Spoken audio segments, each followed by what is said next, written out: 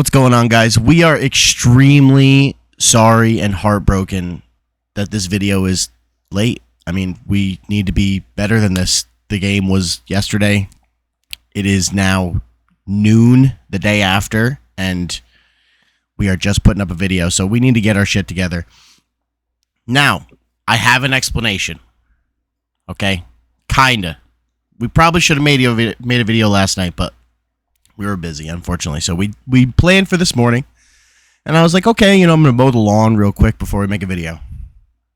I go out, get the lawnmower, it's 8:45, 9 o'clock in the morning. Figure it's going to take me half hour. I'll be in before 10. Video will be up 10 o'clock, 10:30, Quick, easy. Well, I bring the lawnmower out, give it a couple pulls, and I hear something weird.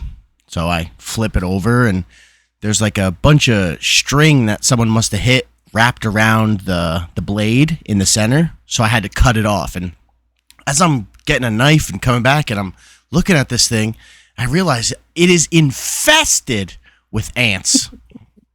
The lawnmower's old, so it's got like the caked up grass underneath, right? And it basically like turns to dirt after a while. And I didn't know this was going on, I don't mow the lawn that often. Usually my dad has one of his guys from his business mow the lawn.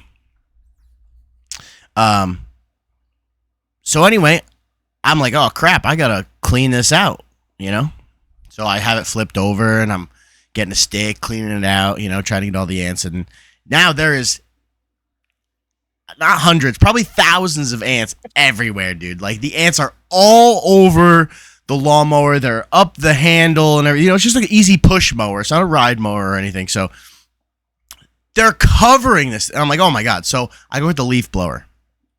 Now I'm using the leaf blower to blow the lawnmower off with the ants, and they're hanging on for dear life. So I gotta like get them from different angles and stuff like that. Extreme. Right? It's a lot, dude. So then I stopped and I'm like, okay, like it's good. And then they keep coming out from everywhere. And I'm like, oh my God. So I keep blowing them off. And I'm like, all right, I'll give it a couple minutes, come back, do it again. Now I'm 20 minutes, 25 minutes into cleaning the lawnmower off. It's almost 9:30, 9:20, whatever. And I'm like, oh, I should be almost done with the lawn by now. Well, I finally got the ants to like chill. There was a couple still crawling around, but I was like, screw it, I'm just gonna start mowing. Now, this is the great part, because the lawn hasn't been mowed in 3 weeks. Hell yeah. I mean, I was gonna do it last weekend and I forgot. And then I didn't have time all week, so I was like, oh, I'll do it next weekend. And then yesterday I was like, holy crap, dude, we're growing hay. So I get the lawnmower going, and I do 2-3 passes around the outside, and she's struggling, man. She is struggling. And she's bogging down, I'm like, bog deep, baby. And she's like, nope. And she's bogging down. So by the way, here's my cat. Cat shot. So anyway, I could say something else, but that's not right. So the lawnmower's bogging down, and she shuts off. I'm like, what's going on? And it's because like it keeps getting clogged up, and I'm trying to like shake the lawnmower a little bit, and I think I like shook something inside and blocked the fuel going in, and it just like wouldn't take the fuel, because every time I'd start it back up, it would just die right away, like it wasn't getting gas. So now I'm like shaking it some more, I'm not super mechanical with lawnmowers or anything like that. I just like watch videos and work on my car. That's it. So anyway, I'm priming it, starting it back up, starting it back up. And eventually she just started running again. I was like, all right, bog deep, brother. So we started mowing again, and dude, it just took forever. The grass was so high. I had to do so many awkward passes to get the grass to like spread out somewhat evenly, and it was just struggling. So I'm gonna have to do it again tomorrow because it's like that bad. But anyway, now that that's out of the way, let's get into the real problems we have. And, unfortunately, we have been knocked out of another tournament this summer. The Extremely unfortunate. United States men's national team is not in the greatest place right now. No, that was poor showing. Poor showing, especially considering 7 goals, 1 conceded in the past 2 games.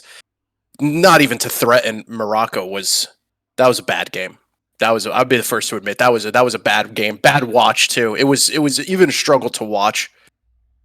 Yeah, so I I made a mistake the other day and said we're gonna win. I think I underestimated Morocco, and then I turned the game on and I was like, oh crap, that's Hakimi from PSG. The guy that was leading their World Cup team, and I kind of realized that probably is their World Cup team minus a couple players, and it was. And we looked okay for a couple minutes there. Had a couple threats, and at the beginning of the game, but they ended up getting that one, and it was just all downhill from there. Well, it's funny you said that because they ended up getting that one, and it went all downhill from there. I do have to say, not that it would have made any difference, but those penalty calls, both of them, were extremely egregious. It wouldn't have changed the outcome of the game, obviously. I mean, we lost 4-0. It wasn't even close. But those 2 penalties were extremely egregious. That first one, I don't even think that was a penalty. I think that was a very harsh penalty. Is that the one with Robinson? Yeah, where 3 players went all for the ball, and Robinson... literally 3 legs. Everyone's flying in, and Robinson kicked one of the legs on a 50-50 ball. No one had possession, and the ref called it a penalty. Even Howard in the commentary said by the end of the game, quote, "This ref's having himself a day." By the second penalty, he said neither of these should have even been penalties. Yeah, the first one was a little questionable. I'm not going to lie. I do kind of agree with that. I was a little disappointed with our defenders overall. Robinson didn't have the greatest game, and that was just like kind of the first big mistake. And like you said, it was like a coming together of all 3 players. Oh, no, I don't think it was Robinson. It was Harriel, actually. Both penalties were on him. He had, 2 penalties in a World Cup quarterfinals is like, you can't have much worse of a game as a defender. In an Olympic quarterfinal, but yeah. Yeah, right. So that was brutal. The second one was actually mind-blowing that he called that a penalty. That was the most wild thing. His arms were tucked in. He went like this to turn. His elbows tucked in. The ball hit his hand. And the ref immediately called it a penalty. Went to VAR, checked it, and even called it a penalty. So 4-0, 2-0, it doesn't matter. We still would have lost. But when a penalty happens early in the game, I think that first penalty happened within the first 25 minutes. You just saw the team became instantly deflated. Yeah. Instantly deflated. In the past 2 games, we were on the front foot the whole entire time. The only time this whole tournament we were playing behind the 8 ball was against France, and we lost 3-0 to France. So one thing I wanted to ask you about and see what you noticed is I like Mitrovic. I like the direction that our team is in. I like these young kids, but one thing I noticed is nothing against Zimmerman, nothing against our captains, nothing against the older people like Mihalovic. There was no real leader, in my opinion, that was able to rally the troops and been like, I've been here. I've been in way worse situations. We're fine. We're only 20 minutes into the game. Everyone calm down, rally together, play our football, and continue. There was not that presence of someone who's been in this position before to calm us down. Even our coach really is young and has never really been in these positions before. So I think from that first penalty on, it kind of showed where we might be lacking, at least in our youth squads, real leadership. And I just wanted to see if you agreed, if you had a different thought. But I feel like a lack of leadership played a huge role in that 4-0 loss. No, I do agree, actually. One of the leaders on our team was Walker Zimmerman, and he did have a good game yesterday, but you can't do it by yourself either, and you have to rally your team behind you. And I just think that, like you said, it's just the team just snowballed downhill from there. Everyone gets frustrated, and I mean, we've all been there. We played sports, so we know what it's like when you you're down and you're not playing well, your teammates aren't playing well, and you're not used to this, and you're playing against a team that you probably also underestimated because we're the United States of America. I said this in our last video. We should be number one. That's our thing, right? Like we should be one of the best in the world. We're the best in the world at every other sport.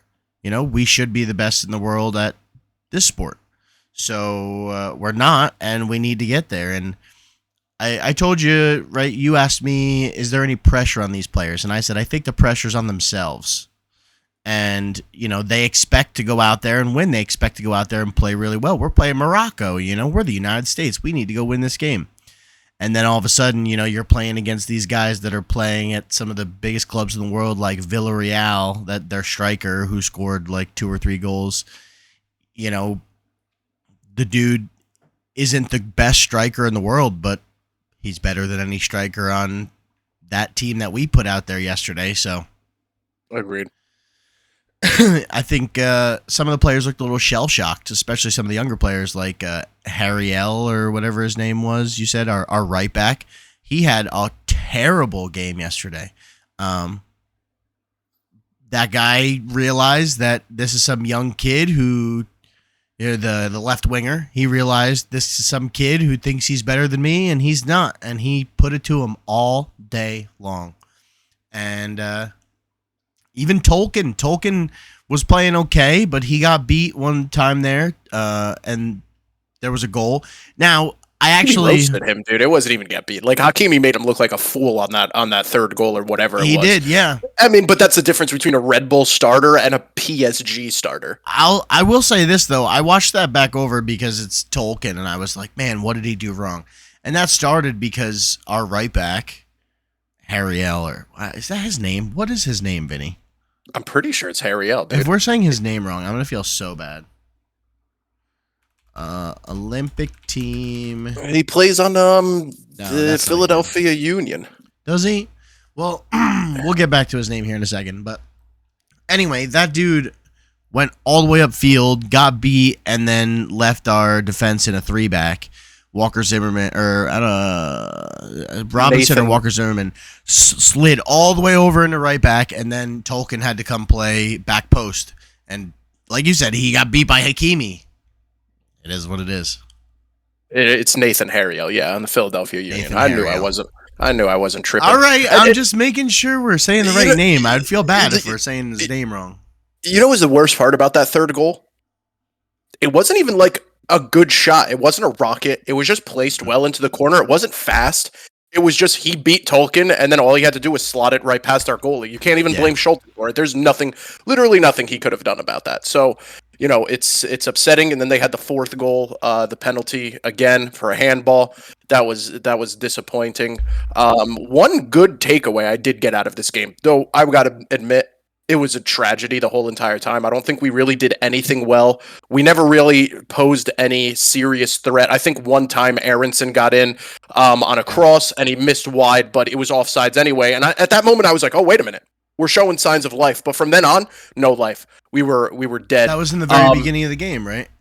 It was like right after their penalty, something like that. Yeah. Or maybe right before. But we looked good at some points, but in that second half, we were just already so down, it was over. So well, and what's funny? A lot of the reports are saying that the key thing between the Moroccan game and the French game is that the second half was a tragedy. We just didn't come out. Now, is that due to coaching? Is that due to inexperience? Is that due to a lack of real leadership? Who knows? I can't say. But one good thing, maybe you saw it, maybe you saw it differently. Through all of our games up until that Moroccan game, and including that Moroccan game, our set pieces are extremely lethal. We almost scored off of a set piece. Someone hit it, I think it was Mihalovic, curled one back post, Zimmerman was free, headed it back across, and then, we couldn't finish the goal. That might have even been the one that Aronson missed. I could be wrong, don't quote me on that, but both commentators, Tim Howard including, kept bringing up through all the matches that our set pieces are really good.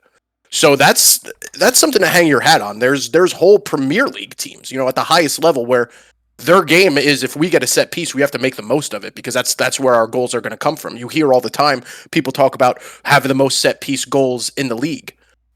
to be able to actually be a threat off a set piece is something to build upon. So even against Morocco, where we were getting beat, even against France when we were getting beat, to see that we're able to put the ball in dangerous areas on free kicks and get on the end of them, whether it's a goal or not, is extremely, extremely promising in my opinion. I don't know if you felt the same way or you had any thoughts. No, I do agree. There was especially set pieces. We had some really good set pieces that almost ended up in a goal. I mean, we just need to finish. That's the thing, right? Like, if we finish early in the game and it's 1-0 us or 1-1, that game could look completely different. That's huge for morale. That's huge for everything. So. And it's funny because we're both pretty in agreement that our set pieces were pretty good through the entire Olympics. I think the statistics were 9 corners for Morocco to just 3 for the United States, which also shows that we really weren't attacking too hard. Usually teams that are on the front foot, they get tons of corner kicks because you're constantly in their box, you're constantly taking shots, getting deflections, whatever it may be. We only had 3 corner kicks like the entire game. Now, for a team that's good set piece wise, you have to do better to get those set pieces, to get the easy services into the box. And Morocco, maybe good scouting on them. They might have said, hey, dude, these guys are pretty lethal from corners. They're lethal from set pieces. We have to make sure if they drive the byline that we kick it out of bounds instead of behind our net, or don't let them drive the byline at all. Yeah. I really think a lot of our problem lied in our midfield yesterday. Like you said, we didn't have many attacking options. I feel like every time we would get the ball moving, one of our midfielders would get closed down on and they would make it just a quick pass and give it away. The only person who looked good, in my opinion, was Paredes.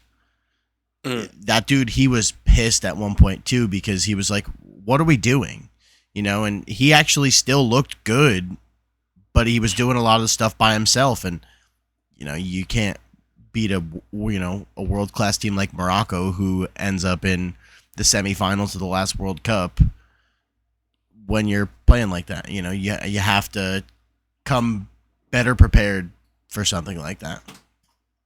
You're right, and I think there's a lot to build on. I think that, we talked the last video about players that are definitely going to be called up. I still think regardless of that result, there are plenty of players that are going to get called up. I still think even with that result, that Mitrovic should be considered for our actual, top flight national team, the 100%. I don't think that that result against Morocco has any bearing on him as a coach at all. They were talking about tired legs. You're talking about Moroccan fans travel. Props. I want to say props to Morocco. You guys Morocco's becoming a serious threat in soccer. I don't know much about them, but based on the last World Cup and this, they deserve to be a top 10 team in the world.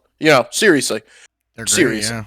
Yeah. They looked insane. And Moroccan fans travel. Props to the Moroccan fans. I guarantee you, that place 90%. Rocking. 90% of the people on our team have probably never seen a crowd like that. I've never been in a stadium that full, and I've never heard how loud that was. I mean, there was reports that the Moroccan fans were throwing parties outside all day long, early in the morning and everything. So there could have been that fear factor of young kids. You're coming from the MLS. We talked about how Red Bull's Arena has a problem selling out tickets. You're going from 10,000 people in Harrison, New Jersey to 40,000 people in Paris. That's a huge mental thing. And again, it goes back to what we talked about earlier with the leadership. Do you have the person that's going to be like, dude, this is nothing. I've been in the Bernabeu in a Champions League quarterfinals. We're fine. This is nothing. Drown it out. Hakimi, after he scored, or after they scored the penalty, I don't think Hakimi took it. I think it was that other guy, Rahimi. You know what the first thing he did was? He went like this. Telling his team, yo, relax. It's only one. Don't go celebrating like crazy. We still got 80 minutes left in this game. Everyone relax. We didn't have a leader where after they converted the penalty that turned around and said, yo, guys, everyone relax. It's fine. It's fine. We'll get the next one. Hakimi showed what a real world-class leader is like and showed that that's potentially what we're lacking at this level. I think Pulisic is probably that kind of leader, but he wasn't there, so you can't hang your hat on that. So it showed. And I don't know if you saw, you mentioned Paredes. My favorite thing about the whole thing, I don't know if you watched the end of the game when Morocco was celebrating. Paredes was on the ground bawling his eyes out, dude. He was bawling. Hakimi went right past his teammates celebrating, walked right over to that kid, squatted down next to him, hugged him, rubbed him on the back, patted his head, and talked to him for like 3-4 minutes, probably saying like, "Yo, you're good, dude. Don't let this get you down. You're gonna be better. I'm gonna see you in the World Cup. I'm gonna see you in the next Olympics if I'm lucky enough. I will see you. Like, you're fine." And he grabbed him and picked him up off his haunches and picked him up and said, "You're good, dude." Like, patted him on the back. That's leadership. That's a guy who could recognize quality, knows that Paredes kid is insane, and saw that he was heartbroken and said, "Dude, this is just the beginning." And that warmed my heart. I have respect for That's Hakimi awesome. after that. I didn't see that. That's awesome. It was a beautiful thing. The Moroccan the team's going crazy. They're celebrating. They're spraying water, and Hakimi just walks right over to that kid. I'm like, that's what it's all about. You know, that's the soccer family. So it stinks. I think we have a lot of growing to do. I think we have a lot of building blocks that, you know, the federation could build on, and I still think we have a bright future. I don't think this deters me from believing that we can be a threat. That's what I was thinking as you're talking. I'm like, you know, but we do still have a bright future. We have some really good young players here who can definitely slot into our national team in the next World Cup if we need them, and I'm excited to see where they're gonna go. Yeah. So, you know, just to wrap it up here, I don't know if you really got anything else to say, but I just want to throw out there semifinals. France is playing Egypt. Dude, I don't know anything about Egypt, but like, they're doing it, man. Is Mo Salah playing on Egypt right now or something? I didn't watch any of it, but I will say 5-4 on penalties. You know, that's pretty clutch. France beat Argentina. That was a wild game. Fireworks at the end. Little fights going on. Fans going wild. We knew that was going to happen. That was definitely a marquee matchup. Then in the other game, both of the games are Monday afternoon. The other game is Morocco-Spain. That's going to be a banger. Yeah. Morocco-Spain is going to be a banger. Right. Morocco-Spain, France, Egypt. You got any predictions? Who's going to the finals? Well, I mean, honestly, I'm sure Spain is like the favorite because, you know, they just won the Euros, and I mean, like, the whole country's on such a high right now winning the Euros, and I mean, the players are obviously world class. Morocco's really good though, so that's gonna be a really good game. But I think Spain might take it just because of like the morale that whole country is going. You know, the morale that the whole country has right now going into this game after the Euros, and you know their fans are gonna show out for that game. That's for sure. That's 100%. Gonna be a wild game. So, and then I would not be surprised if France destroy Egypt in France, and then to see France and Spain in the finals in Paris. Whew, again, the Spain fans, they're going to show out. You know that. And, of course, the French are going to definitely be there for their team. So I cannot wait to see what's going to happen. It feels like a Euros all over again. But obviously there's two African teams in the semifinals. Yeah, no, I could agree. I would say pretty much in agreement, though. My head says that you're probably most, you know, dead accurate, but my heart at this point, dude, I want Morocco to go all the way, man. I really do. Dude. I really do. They're insane, man, and they deserve it. They got robbed by Croatia. They couldn't even finish third in the World Cup. Fourth, nothing wrong with fourth, but they walk away with a gold medal, or they walk away even with a silver medal. That's massive. Yeah. So my heart wants it to be Morocco, France. My brain agrees with you, though. I think logically it's France, Spain. Let's also give some real credit here, though, to two African teams in the semifinals here in the Olympics. Like, you know, this is like a little mini World Cup, basically. And, you know, Africa's showing up, dude. And Morocco, for sure, like you're saying, they're an insane team.